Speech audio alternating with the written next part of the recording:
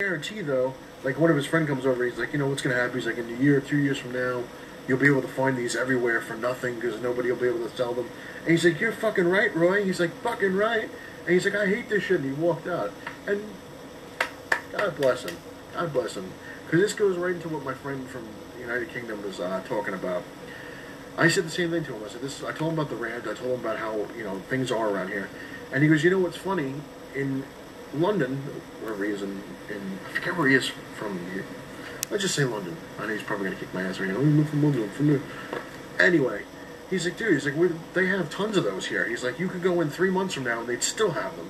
He's like, it's got to be just something in America the way it is. He goes, because out here, he's like, he's like, I'm telling you, he's like the Poison Ivy, the Batman detective, whatever it was with Poison Ivy, that was gone right away. And the Two-Face, he goes, we still have them in the comic book store by me.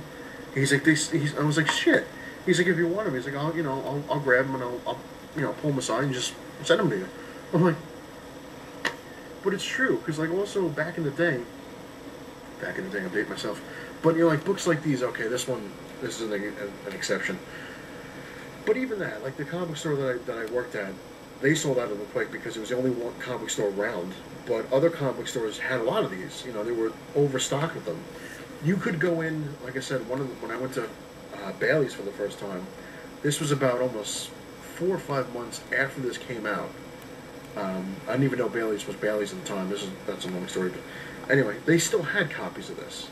So it's just amazing how nowadays it's because of one, because of the internet, and two, just now the comic book community, not the community, I'm sorry, comic books in general are just blowing up out of proportion because now they got the movies, and everyone thinks they're going to make millions of dollars by going, hey, you know what, I got this, Spider-Man, blah blah blah. It's very rare. It only had a 1,000 print run, and I'm selling it for $2 million. Blah blah blah. It's just insane how this kind of crap is just really,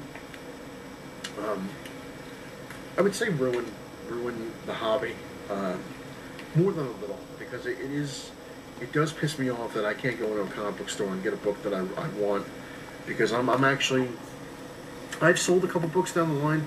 I'm not going to lie and say I never sold any books because I was desperate. I had absolutely no choice. It was either sell the books, get some money to pay the rent, and actually have food, or starve and get thrown out. So it was one or the other.